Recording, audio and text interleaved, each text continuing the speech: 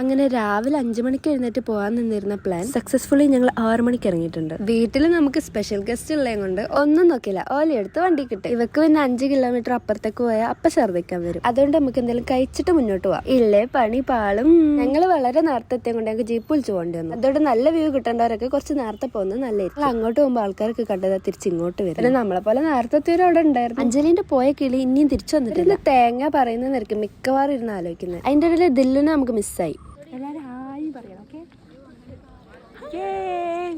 ഓരോട് ഹായ് പറയാൻ പറഞ്ഞിട്ട് ഞാൻ എന്തിനാ ഏയ് പറഞ്ഞതെന്ന് എനിക്കിപ്പോഴും അറിയില്ല. അങ്ങനെ പാട്ടൊക്കെ കേട്ട് പോകുമ്പോഴാണ് ഗൈസ് അത് സംഭവിച്ചത്.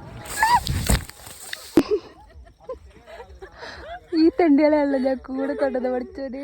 2025 അവസാനത്തെ വീഴ്ചയും കൊണ്ട് ഞാനത് വല്ലാണ്ട് കാര്യാക്കില്ല. പിന്നെ ഇവര് മെയിൻഡ് ആക്കാത്ത കൊണ്ട് വല്ലാണ്ട് അങ്ങോട്ട് ചമ്മണ്ടി ഒന്നുമില്ല. എന്നേലും ഒരു ഇതും കുത്തിപ്പൊക്കി ഇവര് നേരിൽ കയറ്റും എന്നുള്ള ഒരു പേടി മാത്രമേ ഉള്ളൂ. പറഞ്ഞു ഞങ്ങൾ വന്ന സ്ഥലം എവിടെയാന്ന് പറയാൻ മറന്നു. അല്ലല്ലോ എന്റെ ഒരു പ്രശ്നമാണ് അത്. മെയിൻ കണ്ടത് ഞാൻ എപ്പോഴും മറന്നു. ബൈ ദ വേ ഞങ്ങളൊന്ന് കുറുമ്പാലക്കോട്ട കാണാൻ വന്നു. കുന്നുമലൊക്കെ കയറി വന്നപ്പോ ഞങ്ങൾ ടയർഡായി. ഇനി ഫുഡൊക്കെ കഴിച്ചിട്ട് വീട്ടിൽ പോകണം. ഇവിടെ പിന്നെ ഓരോരുത്തർ ഓഫായി വരുന്നുണ്ട്. ഒരു പറഞ്ഞിക്കന്നേരല്ല, ബാക്കി നാളെ കാണാട്ടോ.